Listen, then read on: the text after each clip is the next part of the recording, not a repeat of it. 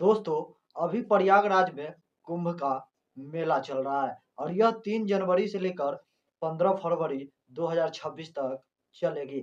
लेकिन सबसे बड़ा सवाल है कि आखिर कुंभ मेला क्यों लगता है? और इस कुंभ मेला के पीछे आखिर कारण क्या है कि यह कुंभ मेला लगाया जाता है? तो आज के इस वीडियो में हम इसी बातों को जानेंगे और इसी सवालों का जवाब लेंगे कि आखिर ये प्रयागराज में कुंभ मेला क्यों लगाया जाता है? आखिरकार उत्तर प्रदेश के इतने सारे जिले में से आखिर प्रयागराज जिले को ही क्यों चुना गया है?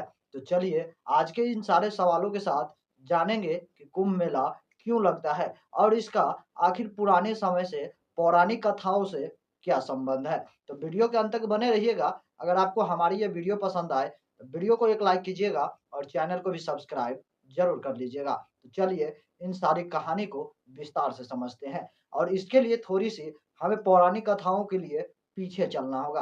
तो चलिए, ये उस वक़्त की बात है दोस्तों, जब देवराज इंद्र जो है, वो अपने बाकी देवताओं के साथ जो है असुर से हार जाते हैं और उसके लिए उन्हें वो सब कुछ प्राप्त करने के लिए सारी शक्तियों को और साथ ही साथ असुरों के साथ वो दोस्ती करते हैं ताकि वो अमृत को प्राप्त कर सके।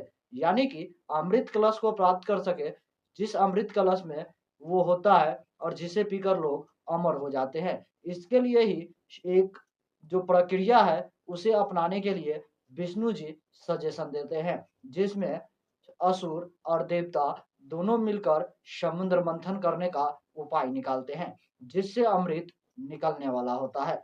और वहाँ पर जब देवता और असुर मिलकर समुद्र मंथन करते हैं, तो उसमें से कई सारी चीज़ें बाहर निकलती है। जिसमें से सबसे पहले जहरीला विष होता है और इस तरह करके कई अलग-अलग चीज़ें निकलती है और आखिरकार अंत में अमृत कलश निकलता है।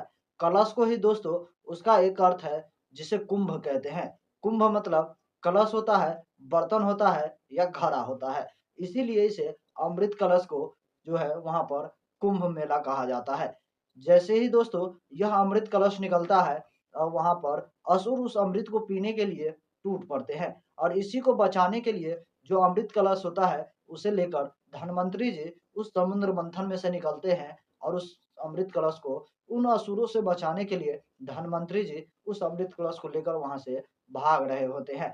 तभी अचानक से उस अमृत कलश में से 4 बूंदे जो है वो पृथ्वी पर आकर गिरती है, जिसमें से पहला स्थान होता है हरिद्वार का, जहां पर उसकी पहली बूंदे गिरती हैं और दूसरा होता है प्रयागराज, जिसका कुछ समय पहले नाम था इलाहाबाद और उसके बाद होता है दूसरा नासिक होता है, जहाँ पे अमृत का बूंदे गिरा था और उसके बाद होता है उज्जैन। यानी कि ये टोटल 4 जिले थे जो जहाँ पर यह अमृत का बूंद गिरा था और वहाँ पर उसे पवित्र माना जाने लगा और यहाँ तक ये भी बताया गया कि इन चारों जगह पर कोई भी पापी जो पाप कर चुका है, वो इस कुंभ के समय वहाँ पर स्नान करेगा तो वो सभी लोगों को मोक्ष की प्राप्ति होगी और आत्मा की शुद्धि होगी। उन पापों से वो बरी हो जाएगा और इसीलिए जिस सारे जगहों पे कुंभ मेला लगा जाता है हर 12 सालों में और एक महाकुंभ होता है जो 12 बार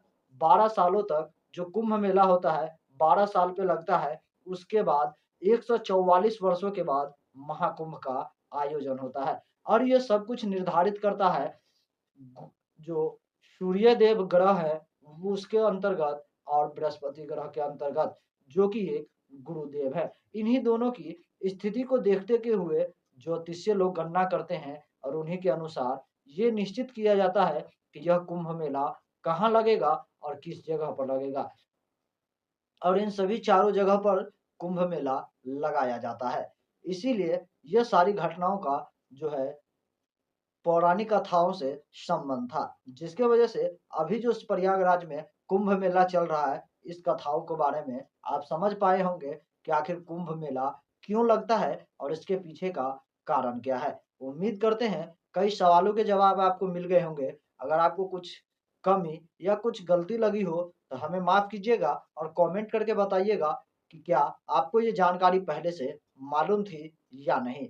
तब तक दोस्तों इस छोटी सी वीडियो में बस इतना ही और इस वीडियो से मैं विदा लूँगा और फिर मैं मिलूँगा आपसे अगला एक नई एपिसोड में एक नई कहानी के साथ। तब तक के लिए दोस्तों, जय हिंद, जय भारत, सतर्क रहिए, सावधान रहिए।